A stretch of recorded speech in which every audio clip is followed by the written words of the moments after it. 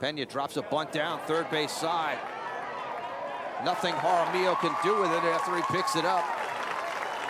Well, that's exactly what you want to do when you're going to try to bunt for a base hit. The third baseman in this case, Quay Grant, was playing back behind the bag. There's a lot of room on that side for Jerome Pena. Doesn't have to be the fastest guy on the team because Pena's not, but when there's that much space and you're able to put the ball down that line somewhat, make the pitcher or the third baseman, either one has a long way to go, especially with the pitcher having to go over there and have to spin and throw. And 6.13 team ERA this season, worst in the Mountain West Conference. The starters this weekend have shown pretty good stuff. It's been the bullpen that surrendered last night, but so far Jaramillo, 3 good innings, find himself in some trouble here. I don't think they're going to put Land of Disenchantment on the license plate, though.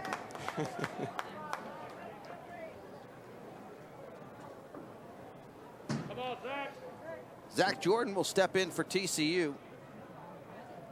Jordan fouled out to the second baseman, Steiner. His first time up as he takes that pitch for a strike.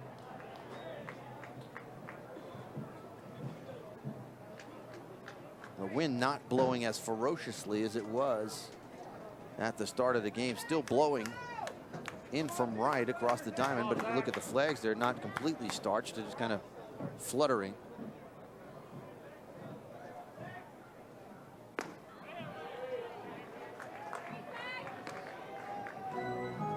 Sailing a sailboat, I believe the term is lufting. I wouldn't know. I've not sailed or been on a sailboat. You? Yes. Yeah. Nice. In fact, I've owned a couple in my life. Wow. You own a sailboat and you're in North Texas? I did own one here. We used to have it up on Eagle Mountain Lake.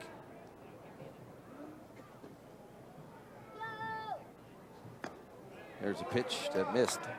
Co-owned it with our main audio guy, Andy Haskell. There you go. I'm sure there were some good times on the sailboat out on, where'd you say, the Eagle Mountain Lake. Eagle Mountain Lake. There you go. Sometime when we're off the air, I'll tell you about them.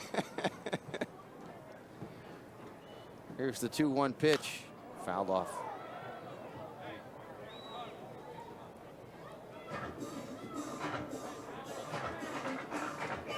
So Jordan trying to add to, flown out to right field. So 1 for 2 for Pena. His average up to 298 now. Been over 300 for most of the year. Trying to get something going here with 2 outs. Good backdoor breaking ball from Jaramillo. He caught the outside corner, and it's 1-2. That's the exact same pitch that he struck out Coates looking to end the last inning on a good backdoor breaking ball.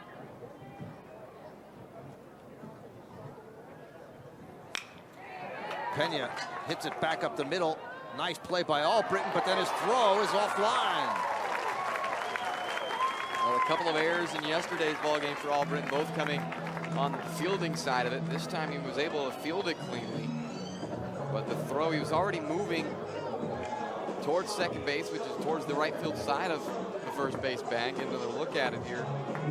Good job of hitting, just to put that ball in play by Pena and reach out and take it. There's able to make the catch, but then the throw, his already body tailing away from the bag, and that's where the throw went as well.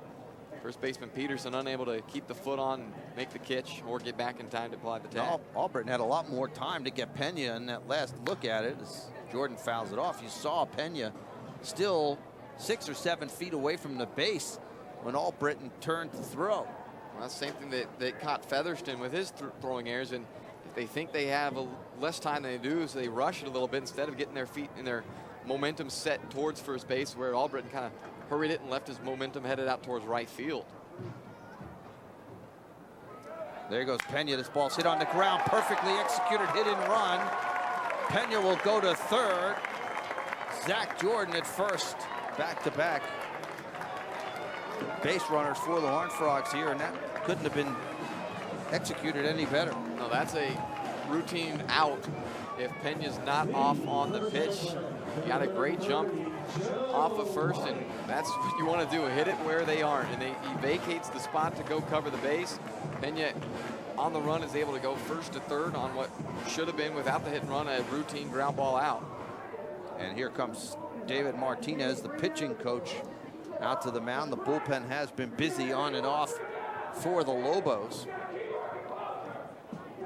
Armillo up to 89 pitches in this game. He got off to a great start. And out of the first 3 innings, TCU had just 1 hit. He was at 30 pitches, just 10 per inning to start it. But since then, he's given up a run in each of the last 2 innings. 2 coming in the 4th, 1 in the 5th. Now here in the 6th, after getting the first 2 guys in this inning, should have been out of the inning. That's the thing that stings him a little bit more. He should have been out of the inning after the ground ball by Pena, but the error extended, makes him throw a few more pitches, and now he'll have to get a pressure out here with 2 runners on the corners.